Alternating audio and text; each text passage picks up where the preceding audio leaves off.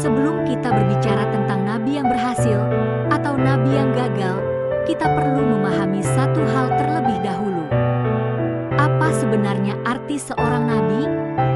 Dalam Alkitab, nabi bukanlah peramal, bukan motivator, dan bukan pencari pengikut. Nabi adalah orang yang dipanggil Allah untuk menyampaikan firman-Nya, apapun risikonya. Namun manusia sering menilai nabi dengan ukuran yang berbeda.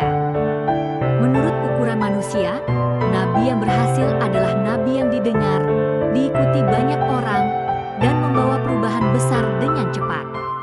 Sebaliknya, nabi yang ditolak, ditertawakan, atau tidak melihat hasil, sering dianggap gagal. Tetapi pandangan Alkitab tidak pernah sesederhana itu. Karena di hadapan Allah, yang dinilai bukan hasilnya, melainkan kesetiaannya. Jika ukuran manusia dipakai, maka banyak nabi dalam Alkitab akan disebut gagal.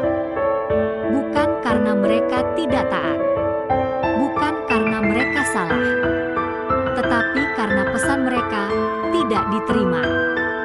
Sebagian besar nabi tidak melihat hasil di zamannya sendiri. Namun justru disitulah letak kesetiaan mereka.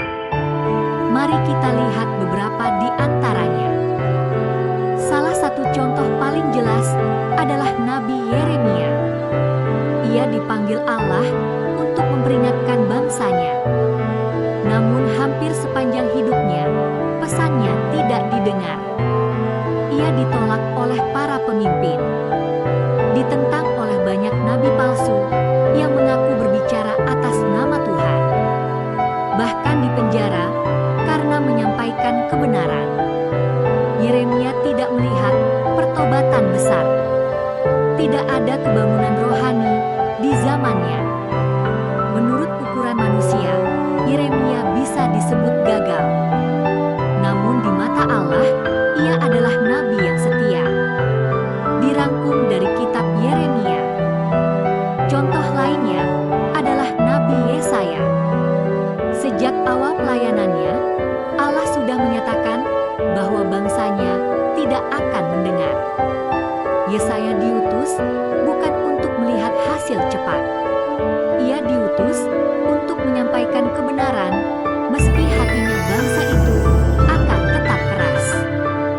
Ia menubuatkan tentang penghakiman, namun juga tentang pengharapan. Tentang seorang hamba yang menderita, jauh sebelum hal itu terjadi. Yesaya mungkin tidak melihat penggenapan nubuatnya semasa hidupnya. Namun pesannya menggema lintas generasi. Menurut ukuran manusia, hasilnya lambat. Namun di mata Allah, ketaatannya bernilai kekal. Yesaya pasal 6. Nabi berikutnya adalah Yehezkiel. Ia dipanggil Allah saat bangsanya hidup dalam pembuangan. Bangsa itu keras kepala, tawar hati, dan hampir kehilangan harapan. Allah tahu mereka tidak akan mudah berubah. Namun Yehezkiel tetap diutus. Ia tidak hanya berbicara, ia diminta hidup sebagai tanda. Ia menyampaikan firman lewat tindakan simbolik yang aneh dan berat. Namun sekalipun demikian, tidak ada pertobatan besar yang langsung terjadi. Menurut ukuran manusia, pelayanannya tampak sia-sia. Namun Allah tidak pernah memanggil Yehezkiel untuk berhasil. Ia dipanggil untuk setia. Yehezkiel pasal 2-3. Contoh yang paling ekstrim adalah Nabi Nuh. Ia dipanggil Allah untuk memperingatkan dunia. Selama puluhan tahun, ia membangun bahtera. Ia berbicara tentang penghakiman yang belum pernah dilihat siapapun. Namun tidak ada catatan satupun orang bertobat karena khotbahnya. Yang masuk ke bahtera hanyalah keluarganya sendiri. Menurut ukuran manusia, pelayanan Nuh tampak gagal total. Namun Alkitab tidak pernah